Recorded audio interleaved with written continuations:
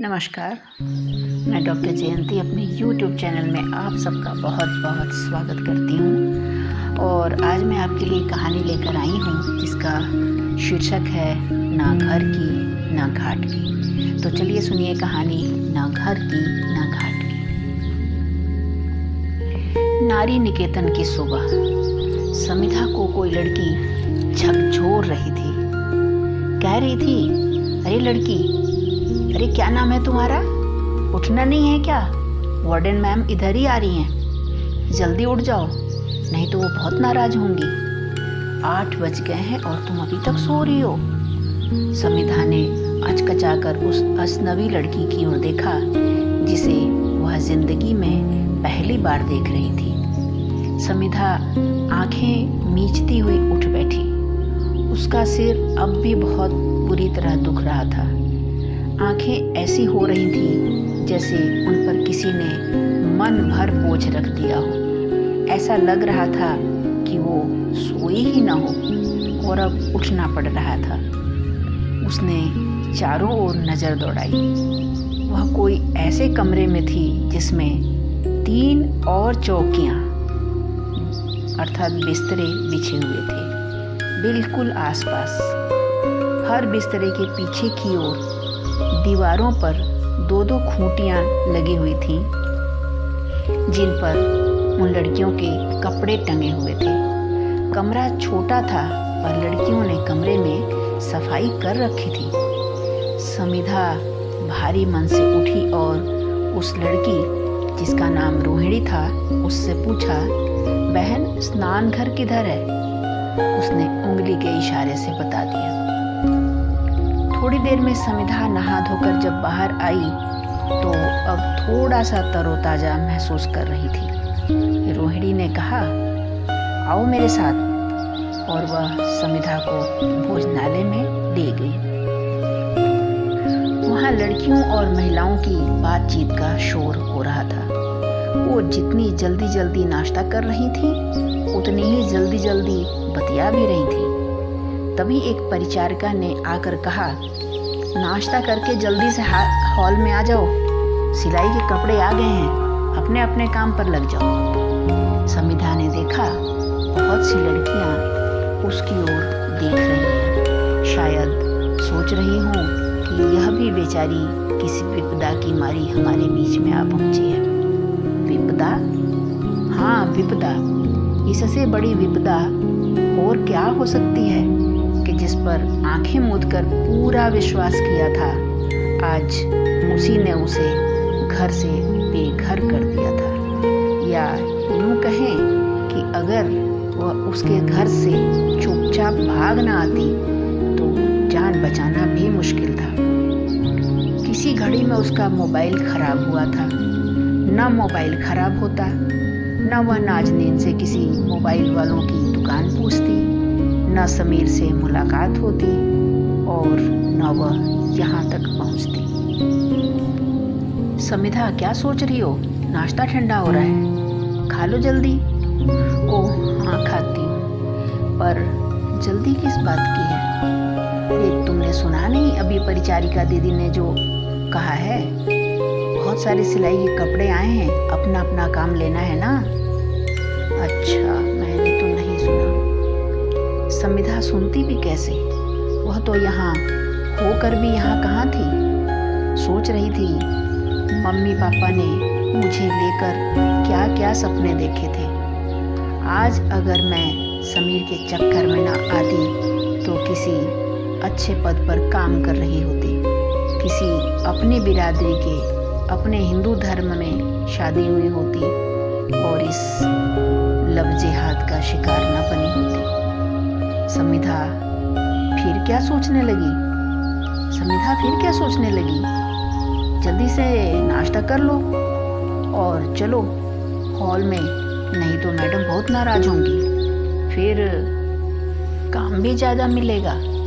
समिधा की सोच एक बार फिर वर्तमान में वापस आ जाती है और रोहिणी उसका हाथ पकड़कर बड़े प्यार से हॉल की ओर चल देती है। हॉल में सब लड़कियों और महिलाओं को सिलाई के कपड़े काट काट कर दिए जा रहे थे। उनमें जो एक अधेड़ महिला थी, आंखों पर चश्मा लगाए हुए थी। उसका चेहरा बहुत सख्त सा था। रोहिणी ने कहा, ये हमारी बड़ी दीदी है और 30-32 सालों से यही हैं। निकेतन की लगभग सारी जिम्मेदारियां इन्होंने ही संभाल रखी हैं। वार्डन मैम तो हमारी अटेंडेंस के लिए ही सुबह शाम आती हैं। पर मुझे तो सिलाई का काम जरा भी नहीं आता। मुझे भी नहीं आता था, पर जिन्हें नहीं आता हम एक दूसरे से पूछ पूछ कर सीख लेती हैं। जब रोहिणी और समिधा को कपड़े मिल गए तो वो दोनों उसे लेकर अपने कमरा नंबर 112 में आ गई। रोहिणी ने कपड़े को काटकर समिधा को उस पर हाथ से कच्ची सिलाई लगाने का काम दे दिया। समिधा अपना मन सिलाई के काम में लगाना चाहती है, पर बार बार दिमाग में कोई खौफनाक चलचित्र चलने लगता है। सुई से कच्ची सिलाई करते करते अचानक उसके हाथ रुक जाते हैं। रोहिणी उसकी दशा देख रही है और सोच रही है कि जब तक समिधा के मन का दर्द एक बार पिघल कर बाहर नहीं हो जाएगा, तब तक उसका सामान्य कामकाज में भी मन नहीं लग पाएगा। इसलिए समिधा से बोलती है, समिधा यार, अब हम यहाँ एक परिवार जैसे हैं। कोई यहाँ अपने मन से रहने नहीं आई। सबके साथ कुछ न कुछ बहुत बुरा ही हुआ है। अब यही हमारा घर परिवार है। इसलिए तुम आज अपनी विपदा की कहानी मुझे बता ही दो। बताने से कुछ तो मन हल्का हो ही जाएगा। पहले यह बताओ कि तुम कहाँ से आई हो? फरीदाबाद से। वहाँ तुम्हारा घर है? नहीं, वहाँ मैं छात्रावास में रहकर बीए कर रही थी। फिर एक दिन मेरा मोबाइल खराब हो गया। मैंने अपनी सहेली नाज़नीन को कहा, यार अगर किसी मोबाइल ठीक करने वाले को जानती हो तो बताओ। उसने कहा, हाँ मैं एक लड़के को जानती हूँ, वही खुद मोबाइल मिनटों में ठीक कर देता है। मैंने नाज़नीन को कहा तो उसे यहीं बुला दो, और अगले दिन उसने उसे बुला भी दिया। वह ठीक समय पर आया।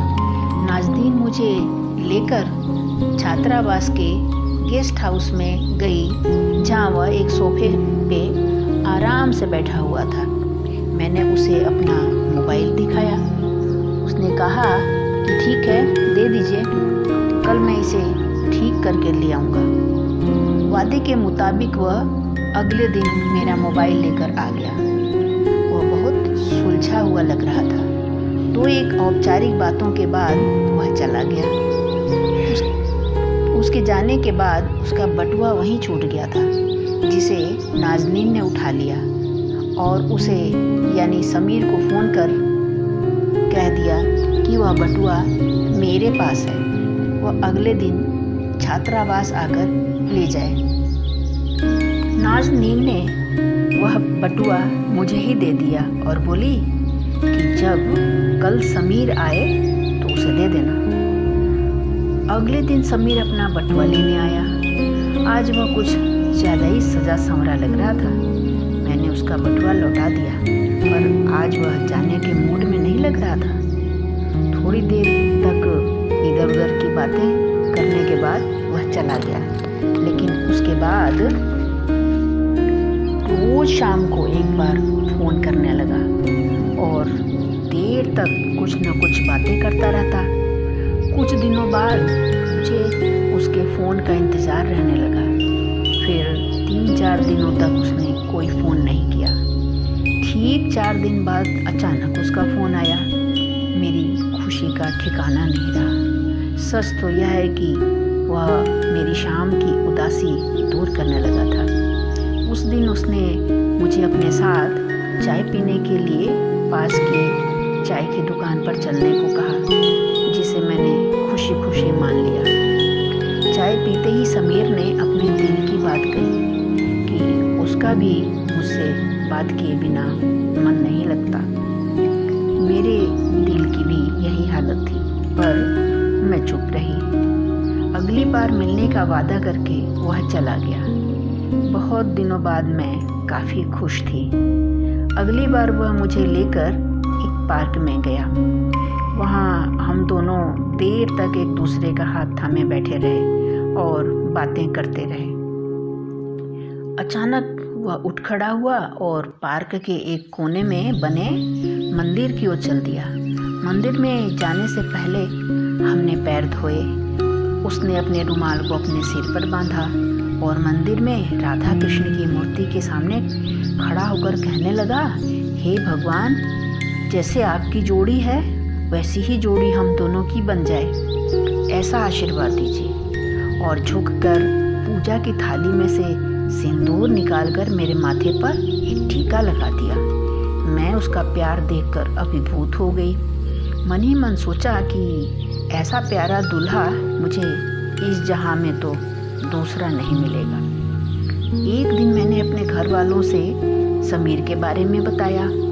मम्मी ने पापा को बताया तो पापा ने समीर के काम के बारे में पूछा। तो जब मम्मी ने कहा कि वह समीर जो है मोबाइल ठीक करने की दुकान पर काम करता है तो पापा भड़क गए और मम्मी को कहा कि इसे अपनी लाडली को समझा दो कि यह रिश्ता बिल्कुल नहीं हो सकता।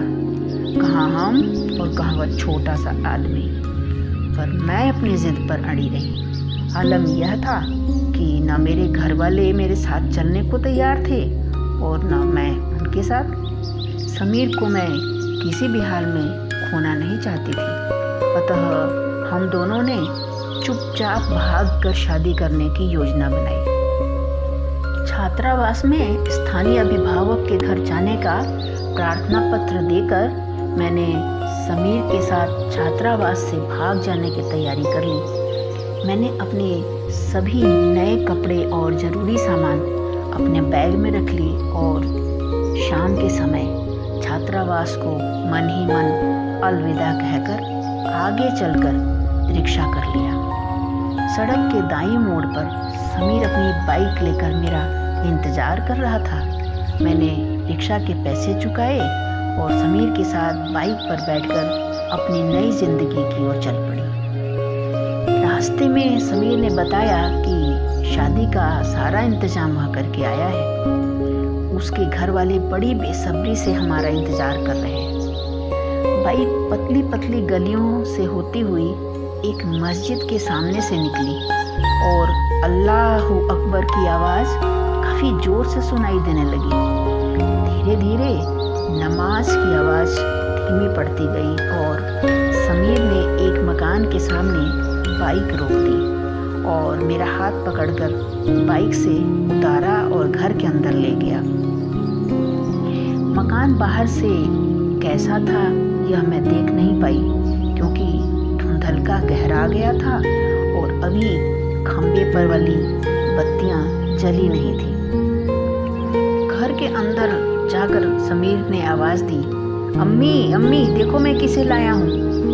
एक अधेड़ उम्र की अच्छी तरह से तैयार जो देखने में मुस्लिम लग रही थी महिला ने आकर मेरे सिर पर हाथ रख वह मुझे बहुत प्यार करने लगी और मुझे एक कमरे की ओर लेकर चल दी। कमरे में पहुंचकर देखा 4-5 लड़कियां जो मुस्लिम वेशभूषा पहनी हुई थीं खुश होती हुई मेरी ओर आईं और बोली, आइए भाभी जान, हम आपको तैयार कर देती हैं। उस अधेड़ महिला जो समीर की माँ मालूम होती थी ने अलमारी खोली और कुछ गहने और कपड़े देती हुई उन लड़कियों से बोली, अरे अपनी भाभी जान को अच्छी तरह से जल्दी से सजा दो, पंडित जी आते ही होंगे। उन लड़कियों ने मुझे थोड़ी देर में ही सजा दिया और आगे की ओर बरामदे में ले गई जिसमें बीचों बीच एक पर्दा पड़ा हुआ था। घर की महिलाएं पर्दे के एक तरफ बैठी थी, मुझे उनके बीच में ही बैठा दिया गया। पर्दे के दूसरी तरफ बहुत से पुरुष बैठे थे। अभी तक जो कुछ मैं समझ पाई थी मुझे काफ़ी कुछ एहसास हो रहा था कि ये हिंदू परिवार नहीं है और न ये विवाह हिंदू रीति से ही हो रहा है। मैं समीर से मिलकर पूछना चाहती थी पर वह कहीं दिखाई नहीं दे रहा था। मैं मन ही मन बहुत बेचैन थी। पर वहां से उठकर समीर को ढूंढना नामुमकिन सा लग रहा था। इतने में मर्दाना खेमे की ओर से आवाज आई, अरे नसीम को बुलाओ, मौलवी जी आ गए हैं। अब यह नसीम कौन है?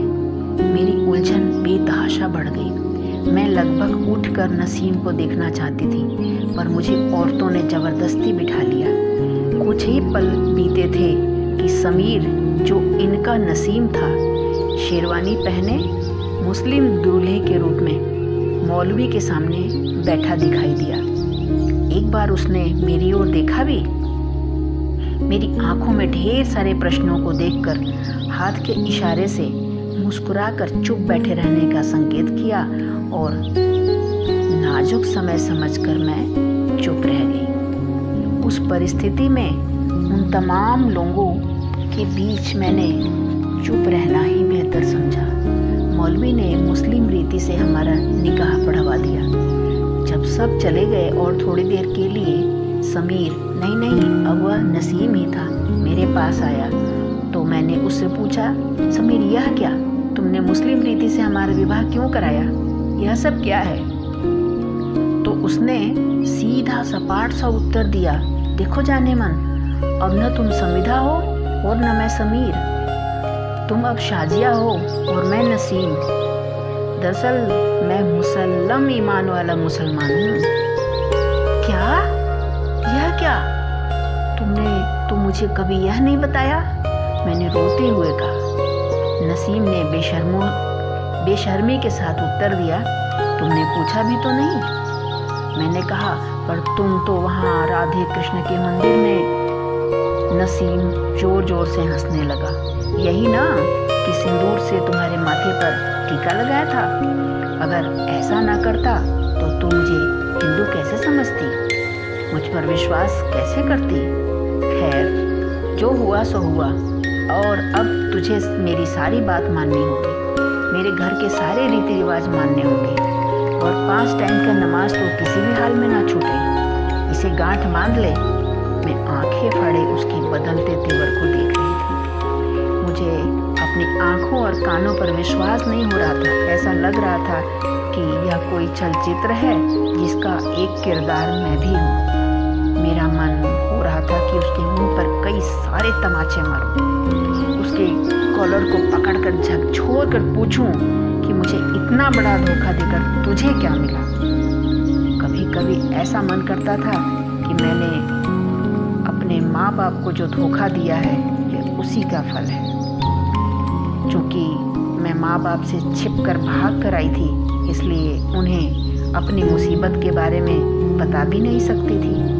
मन की ये सब बातें मन ही मन में जल तरंगों की तरह उठी और उन्हीं की तरह फूटकर विलीन हो गई। इतने में नसीम ने मेरा हाथ पकड़ा और लगभग खींचते हुए इसे एक कमरे में ले गया, जिसे उसके घर वालों ने उसके सुहागरात के लिए सजा रखा था। नसीम ने दरवाज़ा अंदर से बंद कर लिया। वहाँ 2 गिलासों में दूध रखे थे। एक गिलास का दूध उसने मुझे दिया और एक गिलास का दूध गटागट पी गया। हाथ में दूध का गिलास लिए मैं सोच रही थी कि नसीम के मुंह पर दे मारूं, पर मैं ऐसा कुछ नहीं कर सकी और जहर का घूंट समझकर पी लिया। दूध पीते ही मेरा सिर घूमने लगा था और मेरी आंखें बंद सी होने लगी, और फिर मुझे पता नहीं चला कि मेरे साथ क्या हुआ। मेरी नींद तब खुली जब नसीम की माँ ने मुझे झकझोर कर उठाया। अरे अब तक सो रही है, आज सुबह की नमाज भी छोड़ दी। मैं हड़बड़ा के उठ गई। मारे दर्द के मेरा पूरा शरीर टूटा जा रहा था। अंग क्या, मेरी तो आत्मा भी रो रही थी। मैंने रोते हुए कहा, मुझे नमाज पढ़ना नहीं आता। तो उसने कहा, चल मैं सिखाऊंगी। वह मुझे रोज नमाज पढ़ना सिखाती और मैं सीखने में गलती करती तो मुझे डंडे से मारती। एक दिन तो हद हो गई। एक दिन मैं फिर एक टाइम का नमाज पढ़ना भूल गई तो मुझे घर वालों ने मिलजुल कर मारा। सबसे मार खाकर भी मुझे 9 लोगों का खाना बनाना पड़ा। सबको खाना खिलाकर खुद रोती हुई बिना खाए सो गई। मेरा जीवन नर्क बन गया था, जीना दूभर हो गया था। मैंने मन ही मन कुछ निश्चय कर लिया था। धीरे धीरे उन्हें विश्वास हो गया कि मैं कहीं जाने वाली नहीं हूँ, तो वो मेरी ओर से थोड़े लापरवाह हो गए।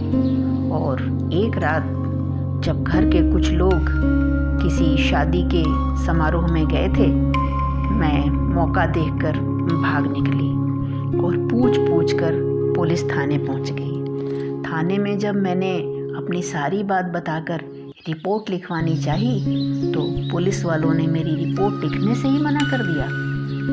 वहाँ से निकलकर मैंने एसटीडी पर जाकर नारी निकेतन नामक एनजीओ को फ़ोन लगाया। उन्होंने मुझे उसी जगह रुकने को कहा।